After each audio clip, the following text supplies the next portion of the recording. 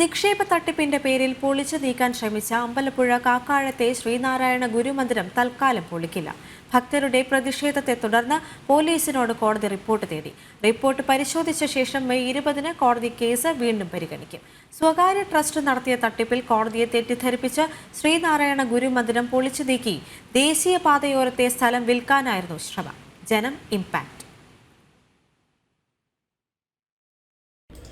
Ambalappuzha Kakkazham 363 number SNDP യൂണിയന്റെ ഗുരുമന്ദിരമാണ് കോടതി ഉത്തരവോടെ ഇന്ന് പൊളിച്ചു നീക്കാൻ റിസീവറും പോലീസും എത്തിയത്. എന്നാൽ ഭക്തരുടെ പ്രതിഷേധം ശക്തമായതോടെ പൊളിച്ചു നീക്കാൻ എത്തിയവർക്ക് മടങ്ങേണ്ടി വന്നു.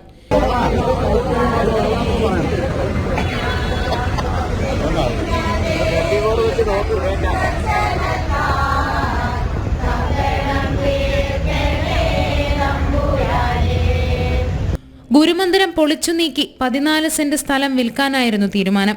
ഇതിനെതിരെ ഭക്തർ നാമം ജപിച്ച് പ്രതിഷേധിക്കുന്ന വാർത്ത ജനം TV ഇന്നലെ പ്രേക്ഷകരിലെത്തിച്ചതോടെ ഇവർക്ക് പിന്തുണയുമായി നിരവധി പേരെത്തി. ഞങ്ങൾ ഇനി ഇവര് ഇപ്പൊ 20-ാം തീയതി എത്രയാ അന്ന് അത് കഴിഞ്ഞ് എന്തെങ്കിലും പ്രശ്നത്തിൽ വരെ ഇനി ഇതുപോലെയാ. അതുവരെ എങ്ങനെ പ്രതിഷേധിക്കും? അതുവരെ ഞങ്ങൾ പ്രാർത്ഥന എപ്പോഴും കാണും. പ്രാർത്ഥന ഇന്ന് മുതൽ പ്രാർത്ഥന ഞങ്ങൾ ഇവിടെ പ്രാർത്ഥിച്ചോണ്ടിരിക്കുക എപ്പോഴും. പിന്നെ ഇപ്പൊ തൽക്കാലത്തേക്ക് എടുത്തതല്ല.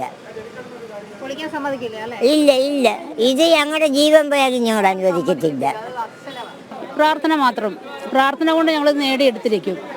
അതിനോട് പിന്നോട്ട് പോകത്തേ ഇല്ല. കാരണം ഗുരുദേവന്റെ ചൈതന്യം ഉൾക്കൊള്ളുന്ന ഇവിടെ ഞങ്ങൾ നേരത്തെ മുതൽ 10-30 വർഷമായിട്ട് ഇവിടെ ചതയപ്രാർത്ഥനയും എല്ലാ കാര്യങ്ങളും നടത്തിക്കൊണ്ടിരിക്കുന്നതാണ്.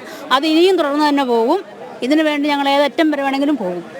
1987 തിരഞ്ഞെടുക്കപ്പെട്ട ഭരണസമിതിയുടെ പ്രസിഡന്റ് ആനവേലിൽ ഭാസ്കരനും സെക്രട്ടറി PG ബാബുവും ചേർന്നാണ് തട്ടിപ്പ് നടത്തിയതെന്നാണ് നിലവിലെ ഭരണസമിതിയുടെ ആരോപണം. 1998 ശ്രീനാരായണ ട്രസ്റ്റ് കാക്കാഴം എന്ന പേരിൽ ഇവർ സ്വകാര്യ ട്രസ്റ്റ് രൂപീകരിച്ച് നിക്ഷേപം സ്വീകരിക്കുകയായിരുന്നു. കാക്കാഴം ഓഫീസ് കോംപ്ലക്സിൽ പ്രവർത്തിച്ച സ്വകാര്യ ട്രസ്റ്റ് ശാഖയുടെ സ്ഥാപനം എന്ന പേരിൽ തെറ്റിദ്ധരിപ്പിച്ചായിരുന്നു നിക്ഷേപം സ്വീകരിച്ചത്. 1997 ആനവേലിൽ ഭാസ്കരനും PG ബാബുവും മറ്റ് 7 പേരും ചേർന്ന് രൂപീകരിച്ച ശ്രീനാരായണ ട്രസ്റ്റ് കാക്കാഴം, അതിനാകെ ഈ SNDP ശാഖയുമായിട്ടുണ്ടായിരുന്ന ബന്ധം എന്ന് പറയുന്നത് ഈ ശാഖായോഗത്തിൻ്റെ ഓഫീസ് കെട്ടിടത്തിൽ സമുച്ചയത്തിൽ ഒരു മുറിയിൽ അവർ പ്രവർത്തിച്ചു എന്നുള്ളതാണ്. എന്നാൽ അന്നത്തെ സെക്രട്ടറിയും പ്രസിഡന്റും പൊതുജനങ്ങളെ തെറ്റിദ്ധരിപ്പിക്കുന്നതിന് വേണ്ടിയിട്ട് അവരുടെ സെക്രട്ടറി പ്രസിഡന്റ് എന്നുള്ള ഔദ്യോഗിക പദവി അവർ ദുരുപയോഗം ചെയ്യുകയും പൊതുജനങ്ങളെ SNDPയുടെ ഒരു ഗ്യാരണ്ടി ഇതിനുണ്ട് എന്ന് തെറ്റിദ്ധരിപ്പിക്കുകയും ചെയ്യുകയാണ്. പക്ഷെ ആ ഒരു കാര്യം കോടതിയിൽ പറയുവാൻ ഇന്ന് വരെ ആർക്കും സാധിച്ചിട്ടില്ല. 2022 വരെ പൊതുയോഗമോ തെരഞ്ഞെടുപ്പോ നടത്താതെ ഇവർ തന്നെയായിരുന്നു ഭരണം നടത്തിയിരുന്നത്. 2023 പുതിയ ഭരണസമിതി ചുമതലയേറ്റത്. 363 ശാഖയുമായി ബന്ധമില്ലാത്ത ശ്രീനാരായണ ട്രസ്റ്റ് എന്ന സ്വകാര്യ ട്രസ്റ്റ് നിക്ഷേപ തട്ടിപ്പ് നടത്തിയതിനാണ് SNDP ശാഖയുടെ വസ്തുവകകൾ വിറ്റ് നിക്ഷേപകരുടെ കടം വീട്ടാൻ ഹൈക്കോടതി ഉത്തരവിട്ടത്. മുൻ പ്രസിഡന്റും സെക്രട്ടറിയും ചേർന്ന് കോടതിയെ പോലും തെറ്റിദ്ധരിപ്പിച്ച് ഉത്തരവ് നേടുകയായിരുന്നു. ഇത് വിറ്റ് ഈ വസ്തുവകകളെല്ലാം വിറ്റ് നിക്ഷേപകർക്ക് പണം കൊടുക്കണം എന്ന് കോടതിയെ ഇവർ എല്ലാവരും കൂടി ചേർന്ന് കോടതിയോട് അപേക്ഷിക്കാൻ കോടതി ഇത് വിൽക്കാൻ വേണ്ടിയിട്ട് ഓർഡർ വാങ്ങിക്കുകയാണ്.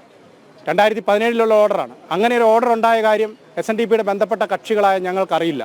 നിലവിൽ റിസീവറുടെ കീഴിലാണ് 16 സെന്റ് സ്ഥലവും ഗുരുമന്ദിരവും. നിക്ഷേപകരുടെ പണം തിരികെ നൽകാനാണ് ദേശീയപാതയ്ക്കരികിലെ കോടികൾ വില വരുന്ന സ്ഥലം വിൽക്കുന്നതെങ്കിലും നിക്ഷേപകരുടെ കൃത്യമായ വിവരങ്ങൾ പോലും റിസീവറുടെ പക്കൽ ഇല്ലെന്നും ആരോപണമുണ്ട്. നിഷ ദിലീപ്, ജനം, ആലപ്പുഴ.